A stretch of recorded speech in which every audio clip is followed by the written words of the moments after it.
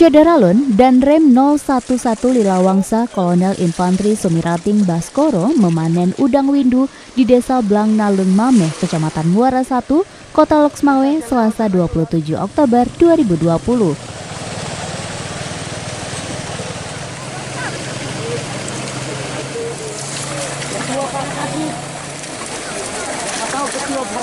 Panen udang ini hasil budidaya binaan prajurit TNI Angkatan Darat di atas lahan tambak seluas 3.000 meter sebagai upaya TNI membantu pemerintah daerah meningkatkan perekonomian masyarakat di tengah pandemi COVID-19. Kolonel Infantri Sumirating Baskoro menjelaskan, kegiatan ini bagian dari program Lilawangsa dalam upaya membangun ekosistem produktif.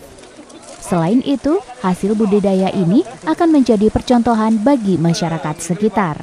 Dan 2020, dengan pandemi, itu malah permintaan dari luar negeri meningkat.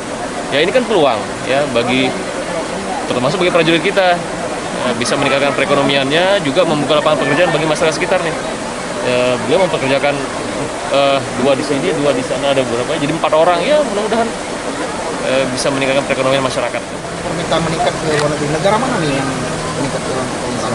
Menurut data dari Kementerian Maritim dan Investasi itu ada dari Amerika, Tiongkok, dan Jepang. Nah, 3 negara ini yang meningkat pesat permintaannya. Karena di masa pandemi, India sebagai pengekspor udang utama menurun produksinya, sementara permintaan meningkat. Nah, Indonesia berencana untuk menggenjot ekspor udang terutama. Udang windu atau udang windu, masuk udang faname.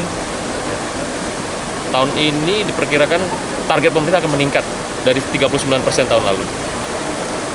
Jadi memang saya berharap para prajurit kita juga di sela-sela waktunya, tugasnya bisa memanfaatkan waktu kosong untuk aktivitas yang produktif ya.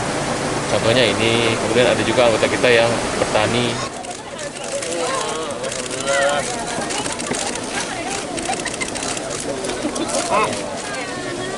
Dari Loksmawe, Zaki Mubarak, Serambi Antv.